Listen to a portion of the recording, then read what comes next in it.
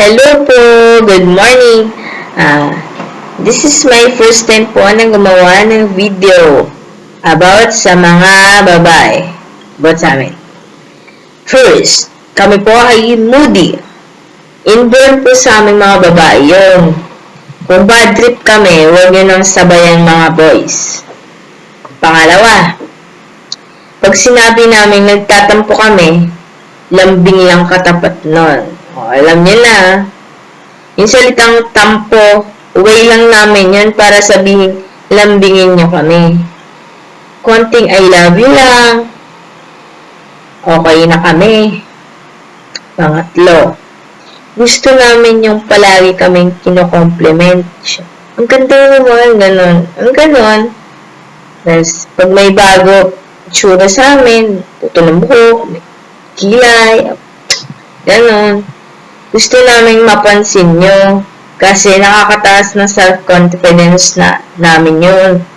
Apat, pag napansin yung naging seryoso yung mga text namin, may mali. Pag ganon, may nagawa kayong hindi namin nagustuhan. Kaya be alert. Be alert. Kapag sinabi namin walang meron, kapag sinabi namin wala, meron talaga yun. Kaya, talagang, alam nyo na, nahihiya lang kami, kaya pilitin nyo. Ayun, pilit lang ang pilit, gano'n, push, gano'n. Push the button, gano'n. Pagtapos namin masabi, yung, alam nyo yan, ay wala, gano'n. Pero meron talaga masasabihin. Konting lambing lang, back to normal na ulit kami nun. Tapos, panglima, silosa kami. Ayun. Yun ang pinaka namin. Silosa kami. Kaya iwasan yung makipagharutan sa mga ibang girls. Ganun. Lalo na sa harapan namin. Pero may ibang babae na tahimik lang kung magselos. Oo, ako ganun. Ganun. Tahimik lang ako pag dalawa na lang tayo. Yari ka sa akin. Joke lang. Inoobserbahan lang kayo, pero kapag napuno, simula na ng away yung World War Ek. Ganun. Pang-anim, kaming mga babae, normal lang mga matrack sa mga gwapo. Kagaya nyo, boys. Isang daan lang ng, naka-short, gano'n. Yung mata, akala mo, nakadikit doon, gano'n. Hanggang tingin lang naman kami. Cute kasi. Kasi hindi naman namin makikita ulit, diba? Kaya naman lagi. Ma-attract man kami sa 1 milyon lalaki. Ang puso namin ay para lang sa tunay naming mahal. Ganoon din naman kayo mga lalaki. Kapag nakakita na maganda at sexy, o diba, kasabi ko lang kanina, magaling lang kayo magtago. Ayun lang. Please, galing yung magtago. Kami, hindi kasi kami magaling din. Pang-pito. Kaming mga babae, pinagmamalaki namin yung mahal namin nang hindi nila nalalaman. Oo, ganun kami, boys. Sa mga friends namin, sa best friends namin, pinagmamalaki namin kayo. Kami, pinagmamalaki niya ba kami? Katulad na lang sa mga GM, group messages, Facebook at Tumblr, ganun.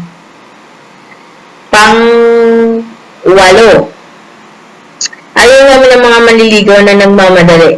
Ayun, ayaw namin nun. Yung tipong nililigawan ka ngayon. Gusto agad, ura-urada, kayo na, sagutin mo na, ganun. So, effort to, diba? Yung tipo ng mga lalaking laging tatanong kailan ba namin sila sasagutin. Naiirita kami doon. Kaya dapat maging matyaga kayo kasi doon namin malalaman kung sino talaga kayo. Kung talagang seryoso kayo, marunong kayo maghintay. Ganun. Pang-siyam. Kapag malungkot kami o tahimik kami, gusto namin ng yakap galing sa inyo. Siguro yung iba, ganun. Pero ako, hindi naman yata.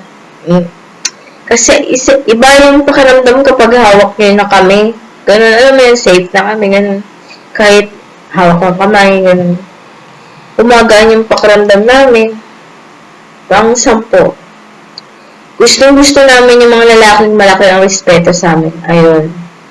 Yung respetado talaga. Yung nanirespeto ka kung ano yung desisyon mo, kung ano yung gusto mo, nare-respeto ka. Hindi yung, alam niyo yung pinipilit kayo sa gusto nila. Yung ayaw nyo, pero pinupush nila yun. Naiinis kami doon.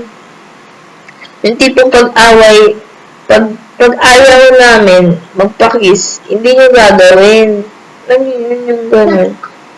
Instead, lalambingin ka na lang sa ibang paraan. Yakap, gano'n. Kiss mo sa loob. Pero yung ko ng gano'n. Tapos, walang mangyayaring masama at hindi kami ilalagay sa panganib.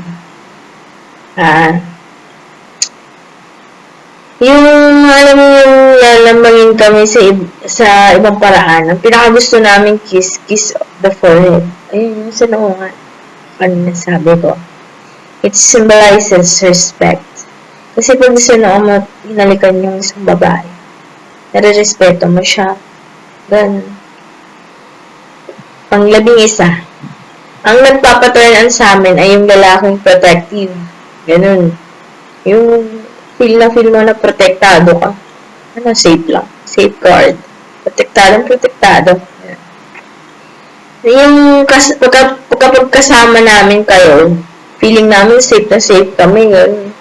Walang mangyayaring masama at hindi kami lalagay sa panganib. Pang 12, ayaw namin ng lalaking hanggang text lang. Sa text lang, tapos nagpaparamdam, gano'n. Kung mahal niyo talaga kami, papatanayin niyo sa personal. Huwag yung sa text lang kayo magaling. Huwag pakalalaki kayo. Yung alam niyo yung ligaw sa text lang. Diba? Bye-bye.